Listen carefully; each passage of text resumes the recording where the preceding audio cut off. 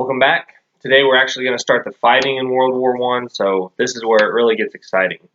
Um, when the war starts, there's this thing called the August Madness. It's kind of the hysterical celebrations that occurred in European capitals and cities at the outbreak of war. Paris, London, St. Petersburg, Vienna, Berlin. Everyone's excited for war. War is kind of breaks the tension. People thought it was coming, now it's come, and kind of there's this attitude of let's just get it on, let's get this thing going.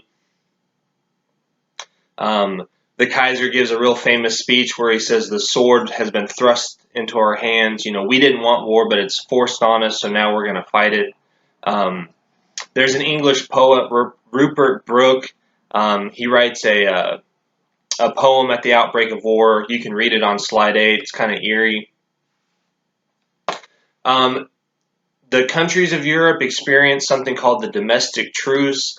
All the countries put aside their normal political divisions in an effort to be unified during the war. So if you're like a worker, you're not supposed to go on strike because that would hurt your nation's war effort. You're supposed to kind of be a part of the team, a team player. So this happens throughout most of Europe. The Germans invade Belgium, and that's where the first real significant fighting takes place.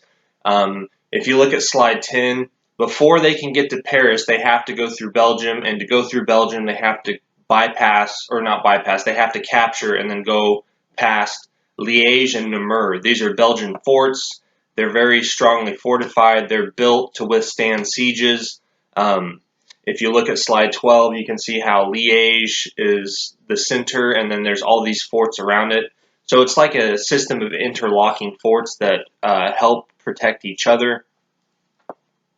So the Germans show up, tens of thousands of soldiers. They throw at these forts. It's hard to capture these forts. Karl von Bülow's German Second Army has over 300,000 men, and they get thrown at Liège and Namur. Eventually, the Germans use weapons like Zeppelins or Big Bertha artillery pieces to kind of smash these forts into submission. That's about the only way they can do that. One of the early heroes in the war for Germany is General Erich Ludendorff. He's going to be pretty much like the military dictator by the end of the war. He's not more powerful than the Kaiser, but the Kaiser kind of lets him do what he wants. So in a way, he kind of is. Here's one of the first things that happens in Belgium, and this is a theme throughout the war. The Germans are often portrayed as barbarians, uncivilized, kind of brutes. Remember, speed is the key to the German military plan. If you get slowed down in Belgium, that throws a monkey wrench in your whole plans. So when the Germans go through Belgium, they tell Belgian civilians, we don't want to conquer your country. We just want to march through to fight the French. Don't snipe at us. In the Franco-Prussian War, German soldiers had got sniped all the time by the French, and they really didn't like it. So they warned the Belgians, no funny business. Well, whether it's the Belgians or French soldiers coming up, German soldiers get sniped at. So what the Germans do is they round up whole villages and just execute them. This is known as the Rape of Belgium. The atrocities committed by the German army as they conquer Belgium. This, like I said, turns public opinion, world opinion, against the Germans. Helmuth von Moltke, he says, our advance in Belgium is certainly brutal, but we are fighting for our lives, and all who get in the way must take the consequences. So from the German point of view, hey, if we don't get to Paris in 42 days, our country might be destroyed by the Russians. You Belgians can't stand in the way of that. If you look at slide 24, I've got a list of villages in Belgium that were wiped out. There's one village there, over 600 civilians killed. It's pretty brutal. The city of Louvain, it's a medieval kind of university town. Hundreds of thousands of books get burned. Medieval buildings get destroyed. Tens of thousands of people evacuate. So the Germans are pretty brutal when they march through Belgium. While the Germans are marching through Belgium, that right wing, the French are getting ready to shoot across the border with their Plan 17. If you look at slide 28, There's a list of battles that happened. These are called the Battles of the Frontiers. It's just a series of battles between the Germans and the French and the British to some extent. I believe this is the biggest battle when you consider the Battle of the Frontiers as all these little battles. The Battle of the Frontiers is, I believe, the biggest battle in history. Millions and millions and millions of men involved. Well, what ends up happening with the frontiers is the French go across the border. They have some initial success, but then they just get slaughtered. The Germans are tough, good fighters, and it's hard to go on the offensive with machine guns pointed at you. So what ends up happening, if you look at slide 29, those blue lines, the German and the British have to retreat, and the Germans just keep swinging down and down towards Paris. Now, originally, the Schlieffen Plan called for them to go behind Paris and sweep back towards Germany. But as you can see on the map, all those little gold kind of stars, that's where the next big battle actually happens. So instead of the Schlieffen Plan going all the way around around Paris, it comes up short. So there's this big battle called the First Battle of the Marne. There's a river named the Marne outside of Paris. That's where this next battle takes place. And if you look at slide 30 and 31 and 32 and 33, you can kind of see how the Germans keep advancing and advancing. At the Battle of the Marne, French taxi drivers bring about 6,000 men out to the fighting. This fighting is happening like 10 or 20 miles from Paris, so Paris is, it's all on the line if you're a Frenchman. So about 6,000 men from Paris drive out in taxi cabs and join the battle. This has kind of been romanticized in the French nation. Basically what happens is the war of movements come to an end. World War I is all about trench warfare and stalemate. There's not much movement. The first few months, August and September, and October, November, it is crazy movement. Armies are moving all over the place. But starting with the Marne, you kind of see the start of the end of the war of movement. The British and the French armies make a stand on the Marne and hold off the Germans. At this place called the Chemin des Dames, that's where the Germans start to dig trenches. And if you look at slide 40, there's something called the Race to the Sea. Basically, the two armies are facing each other, the Germans on one side, the British and the French on the other. And what they do is they try to march north and outflank each other. If you can outflank your enemy, you come around from the rear and you can destroy them. So they just keep racing north and they can't ever get around each other. So this is called the Race to the Sea. By the end of November, you can see the French have 300,000 dead, the Germans have 250,000 dead, the British and the Belgians 30,000 dead. This is really bloody fighting. Trench warfare sets in. So from the North Sea to Switzerland, you have about 500 miles of trenches. So I've got a bunch of slides here on trench warfare. I took these from that book, Eye Deep in Hell, the one I showed you the other day. It's a great book on trench warfare, the best one I've ever read. I'm going to let you look through most of these slides on your own, the trench warfare ones, because they're, trench warfare pictures really tell you the most information, not necessarily words. I've got some quotes from soldiers from their diaries talking about the war, but you can kind of look at some of these pictures and get a feel for what trench warfare was like. No Man's Land, read about that. It's the area between the trenches. I'll kind of, as I click through these, I'll kind of tell you, there's some crazy stories about how when they start putting barbed wire down, they pound in these wooden pegs and then they string up the barbed wire. There's stories, and I've read this in so many books that, I don't know, it must be true. I don't know if that's a good justification. But they'll string up this barbed wire and pound these stakes in. There's stories about German and British soldiers actually borrowing each other's tools, their sledgehammers, to pound in the stakes. So the Germans will get done pounding in the stakes, and then they'll go over to the trench and they'll hand a British soldier the sledgehammer and tell him to put up his barbed wire. It's just crazy. A lot of stuff like that shows you how World War I just is kind of weird.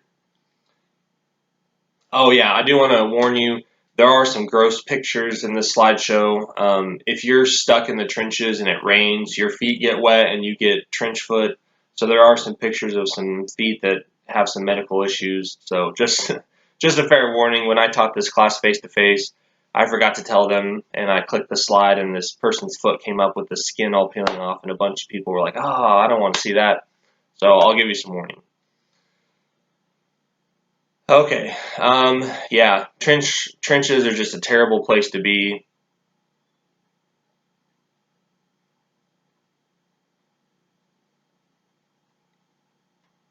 Okay, jump ahead to slide 103. This is pretty interesting.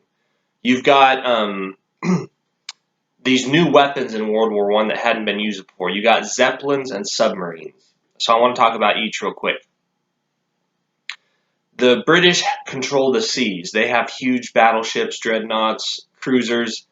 The Germans basically are known for their submarine warfare. There's a story at the beginning of the war. I think it's in August, but I'm not positive. I can't remember off the top of my head. This German submarine, U-9, it sinks 3 British cruisers in like a matter of hours. The Cressy, the Aboukir, and the Hogue.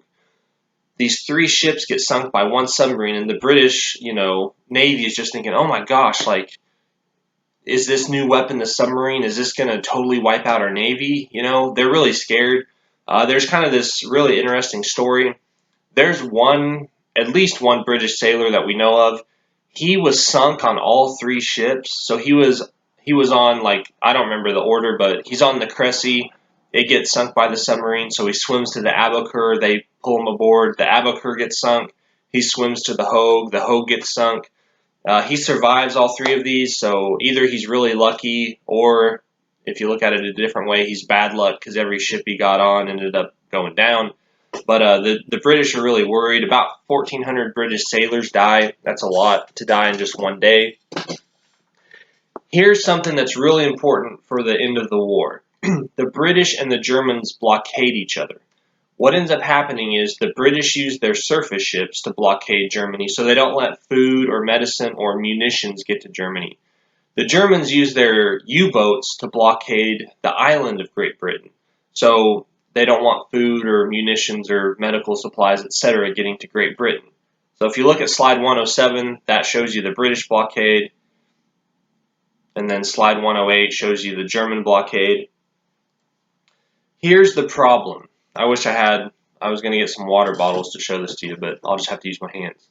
Okay, so if you're a British ship and you got your big gun ship, it's above the water, and here comes a merchant ship, you can point your guns at that merchant ship and you can say, we're going to board you, we're going to look for contraband of war, and let's say you find some. Well, then you tell all the civilians to get off this ship, get on your ship, and you sink the ship carrying supplies to Germany. It goes down.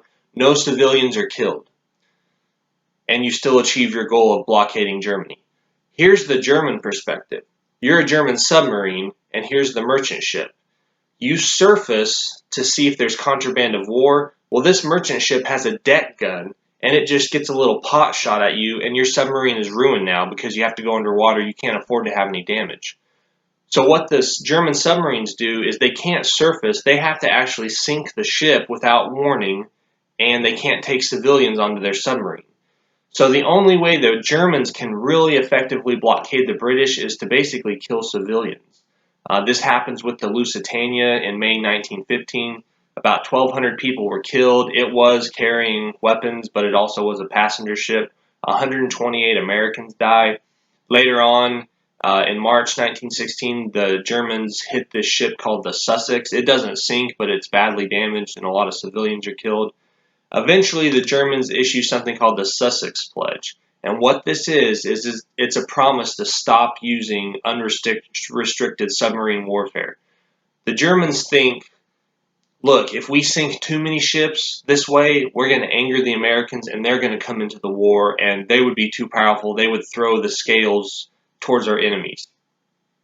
So better to let a few British or American ships through supply the island of Great Britain than tick off America and get them in the war.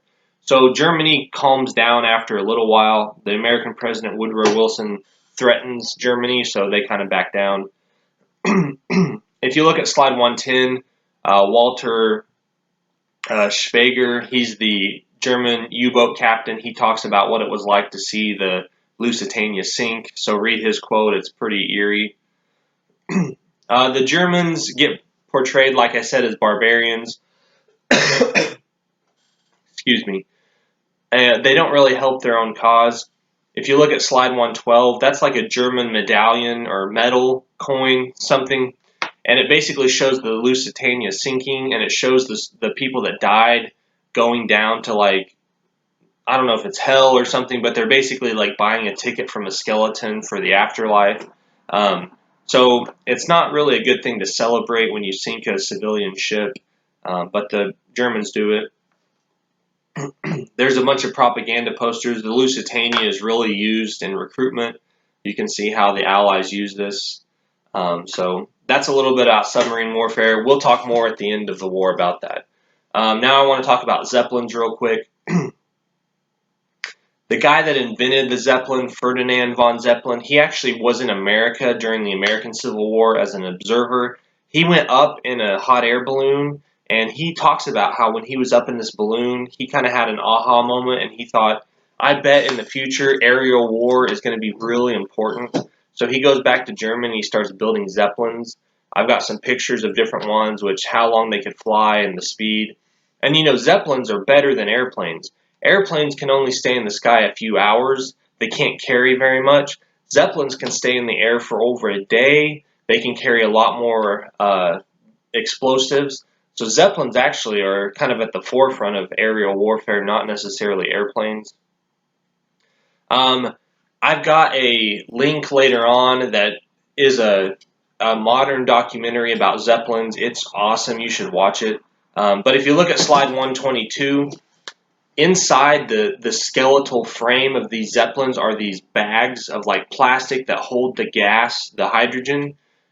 What would happen is the hydrogen molecules are so small the gas would leak out of that plastic bag. So what the Germans did is they had scientists who figured out you had to make these plastic bags out of cow intestines, cow stomachs, because the collagen in the walls of the intestine don't let gases escape. So basically, Germany starts making Zeppelins out of cow parts. It's really crazy. The video talks about it a lot. If you're really curious, you should watch it. The Germans put their Zeppelins on their postcards. They were really excited about it. Basically, some Germans start arguing we should use these Zeppelins against civilian populations. Forget the military. Let's use them to bomb factories in England. Peter Strasser, he's kind of the head guy in Germany with Zeppelins. He says England can be overcome by the means of airships. The country will be deprived of the means of existence, through increasingly extensive destruction of cities, factories, and dockyards. Airships offer a means of victoriously ending the war. So here's that idea of total war. You're not just fighting your enemy's armies, you're fighting your enemy's civilian population. If you look at slides 129 and 130, your Zeppelin would go up often so high you would have to have this thing called a sub-cloud car come down. There'd be a guy in it and he would radio up where to go. Kind of a dangerous job.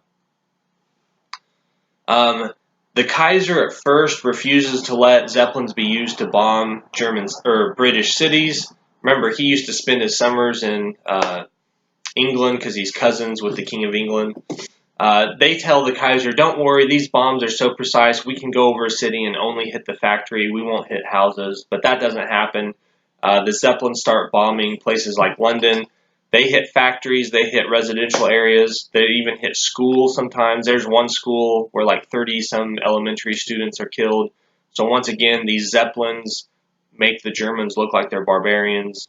Now, to be fair, the blockade that the British are doing against the Germans, there's German school children that are dying or starving because they can't get medicine or food, but those, nobody learns about that. It's only the kind of horrific Zeppelin bombings.